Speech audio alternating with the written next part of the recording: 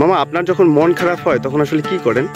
তখন আমি আমার এই যে রাস্তা নিয়ে ওই যে চারের গোড়াটা না, হ্যাঁ, ওই জায়গায় বসে আমি চারিদিকে দৃশ্য দেখি। তো দৃশ্য দেখার পর আপনার মন ভালো হয়? মনটা ভালো হয়ে যায়, সত্যি ভালো হয়। হ্যাঁ।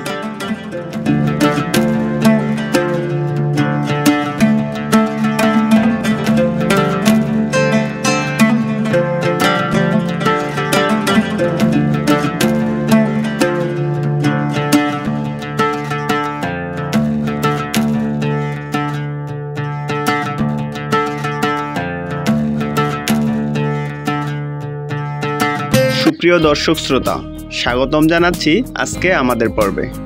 আজকে আমরা আপনাদেরকে দেখানোর চেষ্টা করব শহরের জীবন ছেড়ে সম্পূর্ণ গ্রামীণ পদ্ধতিতে বসবাস করে এমন একজন মানুষ, যে কিনা শহরে ছোটবেলা থেকে বসবাস করার পরে শহরের প্রতি তিক্ততা, গ্রামের প্রতি ভালোবাসা, অনুভূতি বিরাজমান থাকার কারণে সে এখন প্রকৃতিকে ভালোবাসে, প্রকৃতির সাথে থাকে। একটি মানুষ নদী থেকে নৌকা বেয়ে যাচ্ছে, যেন সে জীবনের এক বিশাল যাত্রায় এগিয়ে চলেছে। নদীটি তার সামনে বিশাল অথচ শান্ত। নৌকা যেন তার জীবনের সঙ্গী, একান্তভাবে তার পাশে দাঁড়িয়ে, কখনো শান্ত, কখনো বয়ে চলা দ্রুত। তেমনি জীবনের প্রতিটি মুহূর্তে অস্থিরতা এবং শান্তির মিশ্রণ। সেই মানুষটি জানে নদী কখনো থামে না, তার মতো জীবনও চলতেই থাকে, প্রতি মুহূর্তে নতুন অভিজ্ঞতা আর চ্যালেঞ্জের দিকে এগিয়ে। নৌকাটি স্রোতের বিরুদ্ধে লড়াই না করে বরং স্রোতের সাথে সমানভাবে চলতে শিখে। তেমনি সে ব্যক্তি জীবনের প্রতিটি পাকে অগ্রসর হতে থাকে, হাসি, কান্না, সুখ, দুঃখ সবকিছুকে নিজের মতন করে গ্রহণ করে। প্রাকৃতিক সৌন্দর্যে পরিপূর্ণ এই রাস্তা যেন এক স্বর্গীয় পরিবেশ সৃষ্টি করেছে। সূর্যের আলো যখন নদীর জলরাশির উপর পড়েছে তখন তা হালকা চকচক জ্বালিয়ে দেয় এবং নদীর জলে সূর্যের সোনালী রঙের ছায়া পড়ে, যা দেখে মনে হয় এই মুহূর্তটি পৃথিবীর সবথেকে সুন্দর মুহূর্ত।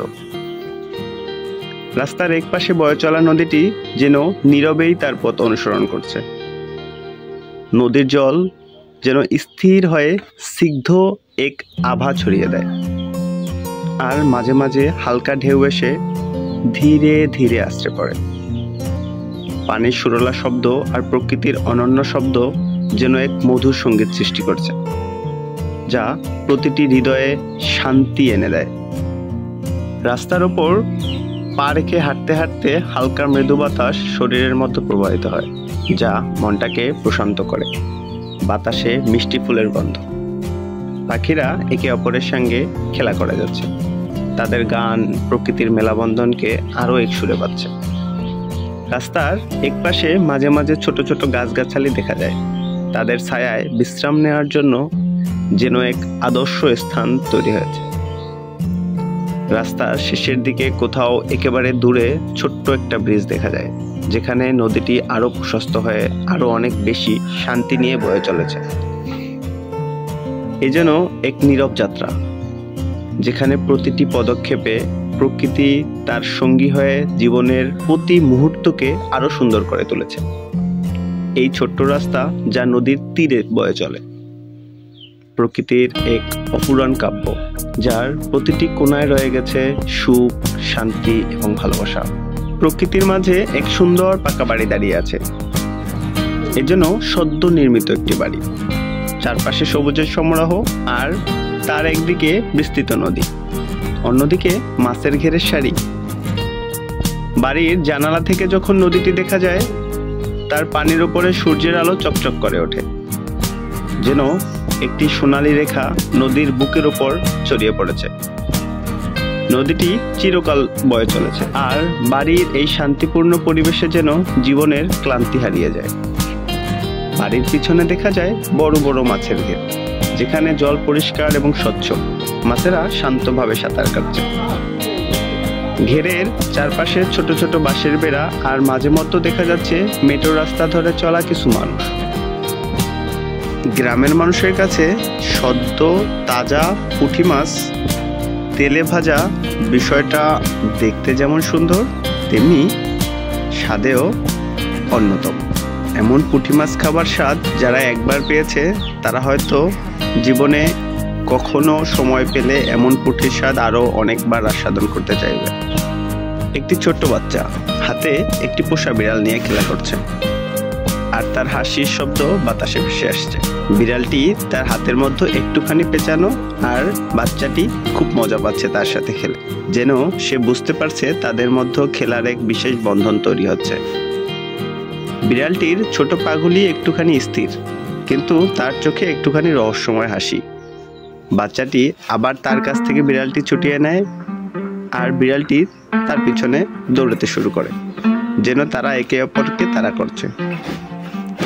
বাচ্চাটি খুব মনোযোগ দিয়ে বিড়ালটিকে দেখছে। একে অপরের মধ্যে এত সুন্দর সাক্ষাৎ, যেন তারা একে অপরের সেরা বন্ধু। বিড়ালটির নরম পশম আর বাচ্চাটির হাস্যোজ্জ্বল মুখ, এই দৃশ্য যেন প্রকৃতির মধ্যে এক অপূর্ব মুহূর্ত তৈরি করেছে। বিড়ালটির সাথে শিশুটির ভালোবাসা অমলিন থাকুক।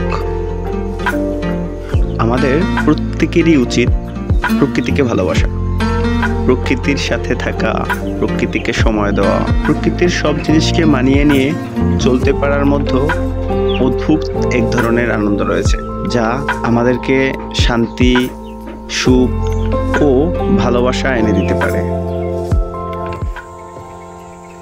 আচ্ছা, আপনার নাম কি? মোহাম্মদ মিরাজ চৌধুরী। মিরাজ চৌধুরী। আচ্ছা, আপনি এই অজপাড়া গায়ে এসে আপনি যে ঘর বাঁধলেন, এর আগে আপনি কোথায় ছিলেন? আমি ঢাকা ছিলাম। ঢাকা কি করতেন আপনি? ঢাকা গাড়ি চালাইতাম। গাড়ি চালাইতেন। তাহলে আপনার ঢাকার জীবনটা কিরকম ছিল, আর এখন এই জায়গার জীবনটা আসলে কিরকম? এই জায়গার জীবনটা হলো কি, দেশের বাড়ির জীবন খুব ভালো আছে। আল্লাহ দিলে গাড়ি যদি নাও চালাই, হ্যাঁ, খালের মাছ আছে, হ্যাঁ, ক্ষেতের দানা আছে, হ্যাঁ, এই খাইয়া লইয়া অনেক ভালো আছি, শান্তিতে আছি, গড়বার আর কোনো টেনশন নাই। তাইলে আপনি ঢাকা শহরের থেকে গ্রামে অনেক ভালো আছেন।